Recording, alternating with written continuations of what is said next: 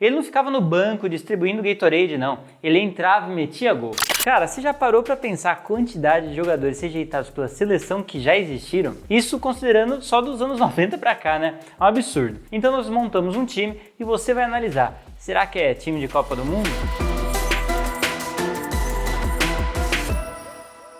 Olá, seja bem-vindo ao canal oficial do Futebol no Brasil. Eu sou o Lucas e esse é o Dream Team dos rejeitados pela seleção brasileira. Cara, é complicado listar, né? Tem gente que não faz sentido ter sido convocado e tem gente que não faz sentido não ter sido convocado. Você já parou para pensar em cada pérola que vestiu amarelinha? E alguns tiveram pouquíssimas chances. Eu selecionei aqui essa segunda parte, os que ou nunca jogaram pela seleção brasileira ou que tiveram pouquíssimas chances, principalmente considerando todo o futebol que jogaram, né? Bem, como é de praxe, vamos pensar primeiro em um goleiro. E eu já sei até o que vocês estão pensando, Rogério Ceni, né? Vixe, aqui a gente tem um problema, porque será que o Rogério Ceni foi realmente rejeitado? Ele teve várias oportunidades durante sua carreira. Sim, ele nunca realmente participou de uma competição relevante. Aliás, mesmo sendo, sim, reserva da Copa, né, ele não chegou a jogar realmente. Ele participou de vários amistosos durante sua carreira. E eu vou ser sincero aqui, o Ceni não foi rejeitado. Ele teve o azar de ser contemporâneo de outros craques, como Marcos e Dida. Talvez mais um jogador de clube mesmo. Eu não sei se você já viu o jogo entre Brasil e Barcelona de 99. Bem, se você quiser entender por que os treinadores da seleção eram tão avessos ao Ceni, assiste esses melhores momentos desse jogo. Olha, para o nosso gol, eu escolho o Fábio do Cruzeiro. Ele é um dos grandes, se não o maior goleiro da lista de rejeitados. E para quem tá falando que é o mesmo caso do Ceni, cara, o goleiro da seleção era o Júlio César. O Filipão não chegou nem a testar o Fábio, nem nas Copas das Confederações de 2013. Era Júlio César. O reserva era Jefferson e Diego Cavalieri. Como você chama Jefferson, que estava no Botafogo, e Diego Cavalieri, que estava no Fluminense, os dois jogando no Brasil, mas não chama o ganhador do prêmio de melhor goleiro do Campeonato Brasileiro, que foi o Fábio. E assim, pensa no Fábio de 2013, 2014. Tava fácil para ter uma vaguinha na seleção, né? Lembrando que o Doni já foi titular de Copa América. Vamos pensar agora na dupla de zaga, e aqui eu não vou ter muita firula não. Pensa numa seleção que tá cheio de zagueiro perna de pau durante esses 30 anos. Cara, mesmo assim, um cara igual o Naldo nunca teve uma oportunidade de verdade. Se você não conhece, eu vou deixar aqui um vídeo que eu falei sobre os jogadores da Bundesliga para você dar uma olhada. Mas para você entender um pouco o que ele foi, bem, ele foi o melhor zagueiro da competição alemã por 3 anos, entre 2006 e 2010. Isso sem estar no time campeão em nenhum desses anos. E mesmo assim, a maior oportunidade que o Naldo teve como amarelinho foi ser reserva do Alex e do Juan na Copa América 2007. Cara, merecia uma chance, né? O Alex era reserva no Chelsea e tem 4 vezes mais jogos oficiais pela seleção que o Naldo. Pô, outro nome da minha zaguinha aqui já é um pouco mais polêmico, porque assim, Fábio Luciano. Ele jogou muito em 2000 e 2003 no Corinthians, mas muita gente não gosta dele. Eu acho que a questão aqui é outra, ele realmente não tinha muita chance contra quem era titular naquela época. Mas se fosse um pouco antes, talvez fosse mais fácil. Eu coloco ele aqui porque se você pensar em cada draga que já defendeu a seleção, cara, o ex-Flamengo só jogou 2 jogos pela Canarinha. Bem, já vamos para lateral direita e esse é um pouco mais fácil. Aqui a galerinha mais Nutella vai me criticar. O rejeitado do meu Dream Team é o Léo Moura. Sim, o Léo Moura tá velho e não joga tão bem como jogava. Mas você tem que lembrar quem ele era entre 2006 e 2009. Ele foi 4 vezes seguidas o melhor lateral do Brasileirão. Cara, não é pra qualquer um. O cara em 2008, ele fez 13 gols. Ele é lateral, bicho. O cara tava deitando. Só tem um jogo pela seleção brasileira. Sacanagem comigo, né? Pô, eu até entendo que quando tem Maicon e Daniel Alves, é difícil. Mas o cara merecia uma chance. Mas você pensa, né? É Cafu, depois teve Maicon, depois teve Daniel Alves. O Brasil tá bem servido de lateral direito. Cara, deixa um like pra essa lateral direita da seleção. Só craque de 94 pra cá. Quem que você acha que é o próximo craque, hein? Ok, vamos pra lateral esquerda. E aqui é complicado, viu? Porque o Brasil tem muito craque na lateral esquerda. Mas convenhamos que todos os craques mesmo foram pra seleção. Roberto Carlos, Marcelo, Gilberto, até o Felipe Luiz. Então só sobrou ele. Impossível ser outro. Nosso lateral esquerdo rejeitado é o menino Egídio. Calma, é brincadeira. Apesar que o Egídio não foi tão mal assim em 2014, né? Ele também nunca foi nem perto do nível de seleção brasileira. Olha, eu vou colocar aqui um cara que ficou famoso em 2011, mas ele jogou bem em 2003 e 2004.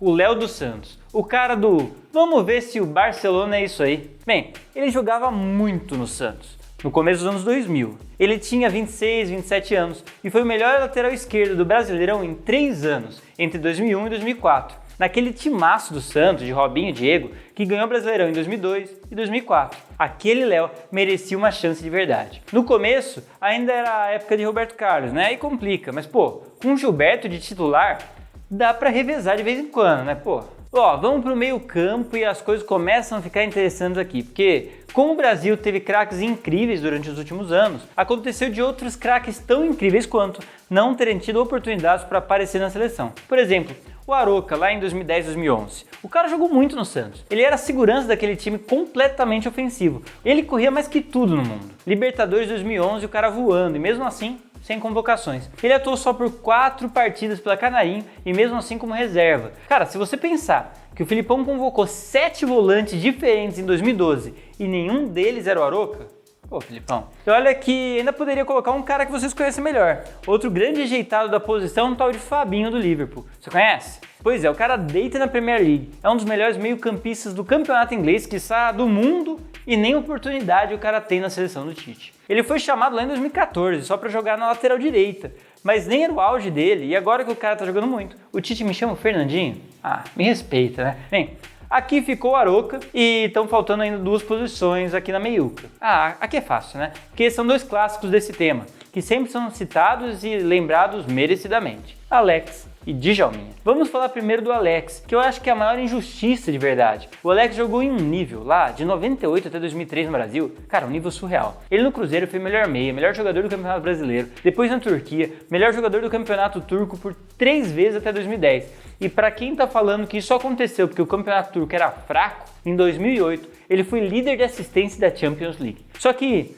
como disputava com muitos craques, sempre foi meio deixado de lado. O engraçado é que ele até teve oportunidade, viu? Em 2004, na Copa América, ele foi capitão da seleção e jogou muito, muito mesmo. E o Brasil foi campeão. E depois disso ele... não foi? Ele foi convocado no ano seguinte, mas estava machucado. Depois disso nunca mais jogou com a amarelinha. Cara, o cara tava voando e não é chamado nem para amistoso. Pensa o seguinte, cara, em 2008 você chama Anderson, Elano, Thiago Neves, mas você não chama o líder de assistência da Champions League? Já o Djalminha, o problema é mais embaixo, né? Porque eu sei que você assistindo esse vídeo talvez não se lembre dele, mas o cara era um showman, nível Ronaldinho Gaúcho, cara, nível bruxo mesmo.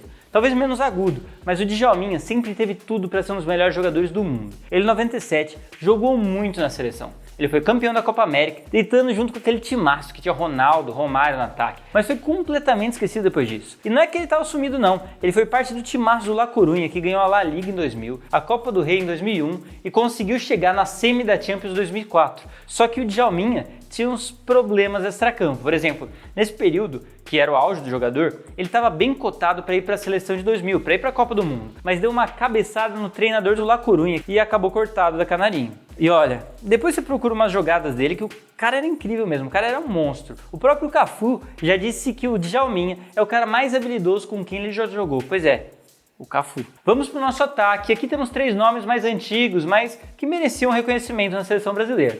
O primeiro é o Elber, outro que citei na minha lista da Bundesliga. O craque que é idolatrado no Bayern de Munique. Idolatrado mesmo. Ele não ficava no banco distribuindo Gatorade, não. Ele entrava e metia gol. E mesmo assim, foi totalmente esquecido quando o assunto era Copa do Mundo ou competições oficiais do Brasil. Acho que o problema dele é que ele competia com Romário, Ronaldo, Bebeto, Edmundo. Eu acho que é o mesmo que podemos falar do Jardel, né? O monstro dos gols. 2 vezes chuteira de ouro, teve seu grande problema na competição dentro da própria seleção canarinho. Inclusive eu fiz um vídeo só sobre isso. E se você quiser ver, clica aqui no card, que eu explico direitinho, né? Ele merecia uma chance e é craque pro meu Dream Team. Olha, finalmente, para fechar a equipe, outro da mesma época e com o mesmo problema, o França do São Paulo. Ele, além dessa disputa, teve algo a mais. O seu grande auge foi entre 2000 e 2002. Ou seja, já era complicado para competir com monstros sagrados da história do futebol. Mas ele estava sendo cotado para a Copa do Mundo. E com grande chance. Só que em 2002 ele sofreu uma lesão grave que tirou completamente ele dos planos do Filipão. E na verdade, depois disso, cara, ele nunca mais foi o mesmo. Ele foi para a Alemanha, não conseguiu render como rendia no Brasil, jogando pelo São Paulo, e acabou terminando sua carreira no Japão. Cara, aqui no ataque eu podia também falar do Evair do Palmeiras. Poderia colocar também o Jonas, ex-Grêmio, que teve uma fase ótima na Europa no Benfica entre 2015 e 2017. Bem, atacante brasileiro bom que não falta, né? Cara, será que o Gabigol poderia entrar nessa lista por ter tido poucas oportunidades até agora? Eu escolho ele. Bem, escreve aí outros nomes que deviam estar aqui e não esquece de se inscrever para você ver os outros Dream Teams de toda segunda aqui do canal. Valeu pela atenção e até a próxima!